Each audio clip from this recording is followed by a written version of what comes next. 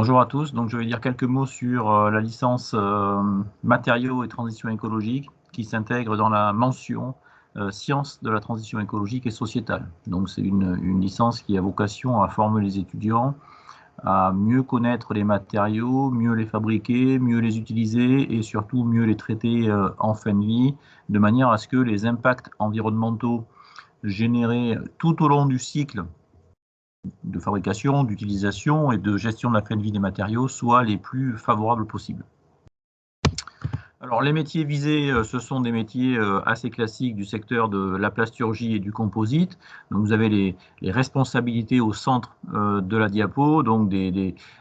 postes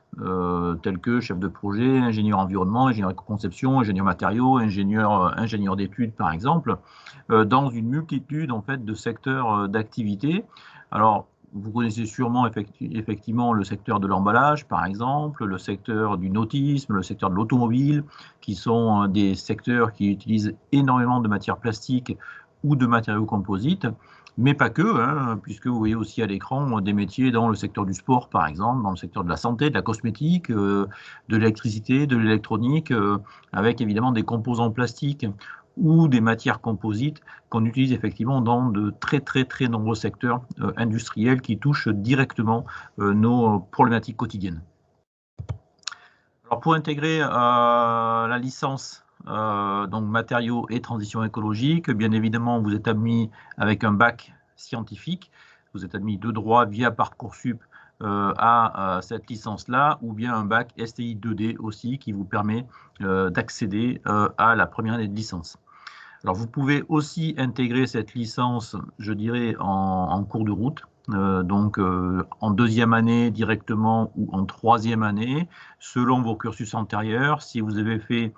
une licence L1 ou L2 à l'extérieur de l'UBS, ou bien des DUT, par exemple, mesures physiques ou sciences et génie matériaux, chimie, qui vous permettent sur dossier d'accéder à la licence troisième année.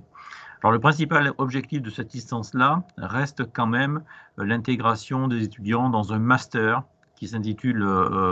Éco-conception des polymères et des composites, avec aujourd'hui une très grande partie des étudiants qui mènent ce cursus en alternance. Cette année, sur 22 étudiants, nous en avons 20 qui ont des contrats d'alternance ou d'apprentissage dans des entreprises régionales ou nationales. Et pour plus d'informations sur ce master-là, vous pouvez cliquer sur le lien qui est indiqué en bas de la diapo, où on vous présente évidemment les principaux enseignements dispensés en master ECPC, ECPC pour éco-conception des polymères et des composites, et puis les principaux objectifs de la formation avec un certain nombre d'autres éléments se rapportant à la formation. Alors vous avez sous les yeux le contenu de la formation de licence,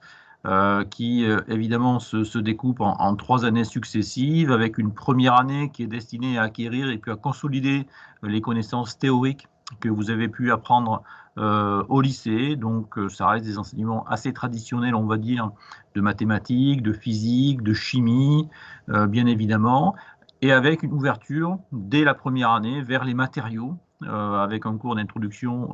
aux sciences des matériaux, et puis aussi des cours liés à tout ce qui touche à la transition écologique, notamment les enjeux aujourd'hui du développement durable, et puis des problèmes aussi économiques et de responsabilité sociétale qui sont au cœur aujourd'hui de toutes les préoccupations des entreprises de manière générale. Donc en deuxième année, l'idée c'est de consolider encore un peu plus ces bases théoriques, mais surtout d'élargir ses connaissances, avec bien évidemment des thématiques et des activités qui sont en lien direct avec le cursus vers lequel vous vous destinez. Notamment, vous le voyez à l'écran, des enseignements autour de l'impression 3D, qui est une technologie très à la mode aujourd'hui dans le secteur de la plasturgie, des formations autour des énergies renouvelables, du biomimétisme, des écomatériaux, des composites respectueux de l'environnement, de la mer. Donc beaucoup effectivement d'enseignements d'ouverture vers le secteur des matériaux au sens très large du terme, avec toujours, vous le voyez,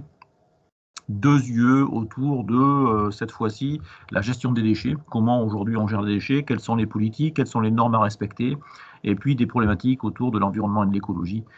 bien évidemment, qui sont en lien directement, vous le connaissez tous, avec en particulier la problématique des plastiques aujourd'hui. Et enfin, en troisième année, eh bien, évidemment, on se spécialise progressivement encore plus, de manière à préparer son entrée ensuite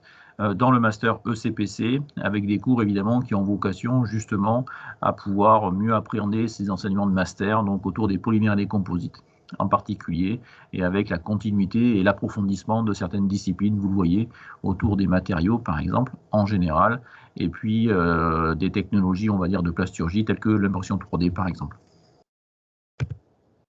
Voilà, donc pour les renseignements et les contacts, n'hésitez pas effectivement à solliciter les deux personnes qui sont ici indiquées sur la diapositive. Donc moi-même, Stéphane Bruzo, qui suis le responsable de la formation et le responsable de la licence 3e année, et puis mon collègue Michael Kedzierski, qui s'occupera des 2 premières années, donc la L1 et la L2. Et je rappelle que pour en savoir un petit peu plus effectivement sur le principal master auquel mène cette licence-là, vous pouvez cliquer sur le lien qui est indiqué sur la diapositive. Voilà, je vous remercie.